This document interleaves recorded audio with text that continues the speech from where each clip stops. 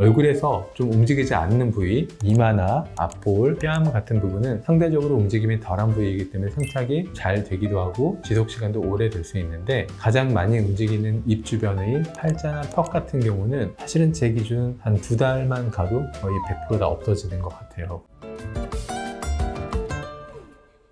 안녕하세요. 루브르 성형외과 대표원장 윤성원입니다.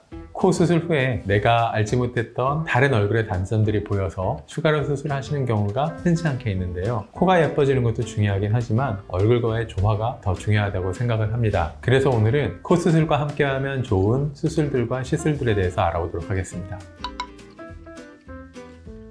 코는 코와의 조화도 중요하지만 코, 입, 턱과의 조화가 가장 중요하다고 생각을 하는데요. 리케츠 라인이라는 공식이 있습니다. 코끝과 턱끝을 연결하는 선을 기준으로 윗입술은 4mm, 아랫입술은 2mm 정도 뒤에 있으면 이 옆라인이 이상적이다 라는 기준입니다. 근데 사실 그거는 서양인 기준이고 이거는 제 기준인데, 동양인 기준에서는 아랫입술 기준으로 최소 1mm라도 떨어져 있으면 이 부분이 코가 좀 더 아름답게 보이더라, 이것보다 입술이 앞에 위치한다라고 하면은 코가 낮거나 혹은 턱이 좀 뒤로 들어가 있는 경우가 많은데요. 어차피 코 수술을 통해서 코는 높일 수 있기 때문에 함께 턱이 나오면은 좀 더 이상적인 얼굴이 될 수 있다 라고 말씀을 드리고 싶습니다. 보통 턱을 앞으로 뽑는 방법은 4가지가 있는데, 가장 간단하게는 필러 시술이 있습니다. 아래로 뽑는 게 아니라 앞으로 뽑도록 주사를 맞으면은 마치 수술한 것과 같은 효과를 나타낼 수 있고, 이것도 모양만 잘 뽑으면은 수술 못지않게 이쁜 턱 모양을 만들 수가 있습니다. 두 번째로는 지방 이식이 있는데요. 이거는 수술적인 방법이긴 하지만은 얼굴에 넣는 지방을 턱 끝에 모아줌으로써 턱을 앞으로 돌출되게 만들어줄 수 있는 방법입니다.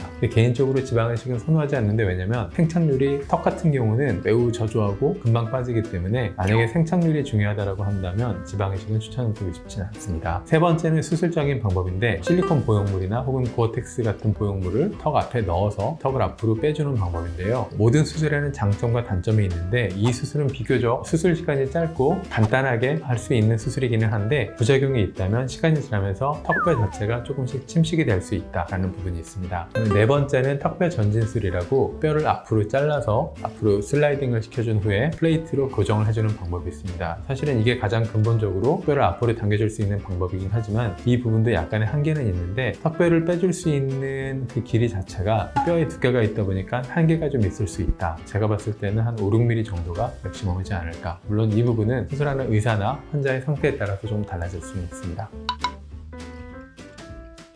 코가 낮은 분들은, 모든 분들이 그런 건 아니지만은 대부분 중안면부 자체가 조금 함몰이 되어 있는 경우가 많아요. 중안면부라 하면은 눈썹에서부터 인중 바로 직전까지 이 얼굴의 중앙 부분을 말하는데, 중안면부가 꺼져 있기 때문에 코 자체가 낮은 경우도 자주 접할 수 있는 얼굴인데요. 이런 경우에는 코만 높아지게 되면은 상대적으로 저는 앞볼이라고 표현하는데, 이 부분이 더 뒤로 들어가 볼 수 있기 때문에 이러한 부분들에 볼륨을 주면은 얼굴의 조화도 좀 더 잘 맞아질 수 있고, 또 얼굴이 좀 더 입체적이고 작아 보이는 효과도 줄 수가 있습니다.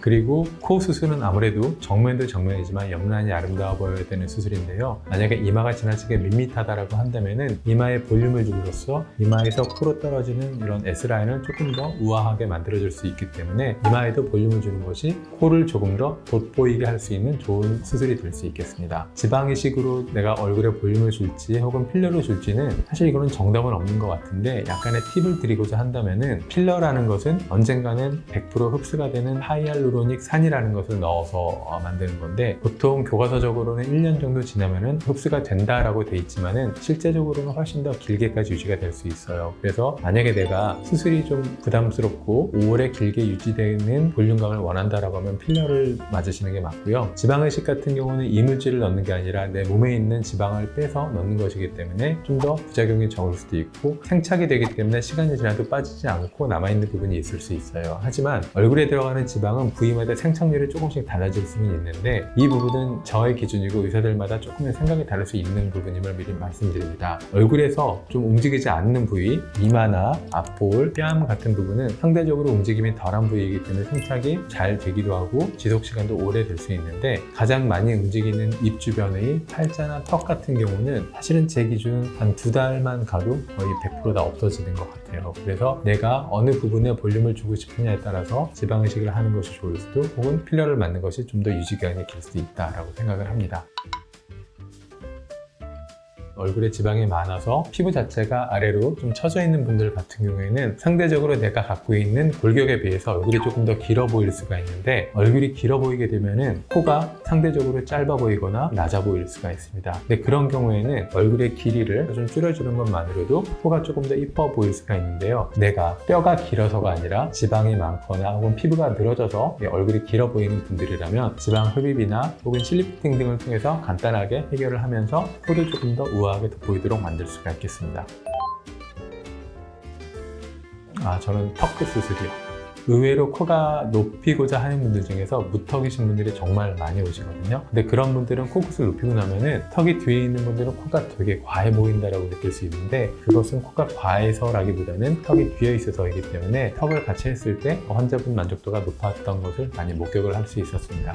오늘은 코 수술과 함께하면 좋은 수술 혹은 시술들에 대해서 알아봤는데요. 제가 상담을 하다 보면 무턱이신 분들이 코 수술만 했을 때 내 코가 얼굴 대비 조금 과하다라고 느끼시는 경우가 간혹 있어서, 무턱이신 분들은 이 영상을 참고하셔서 내가 수술을 받을 때 턱 수술도 함께 해보시는 것을 한 번쯤은 고려해 보셨으면 좋겠다라고 생각을 하고 있습니다. 이상 루브르 성형외과 윤성원이었습니다. 감사합니다.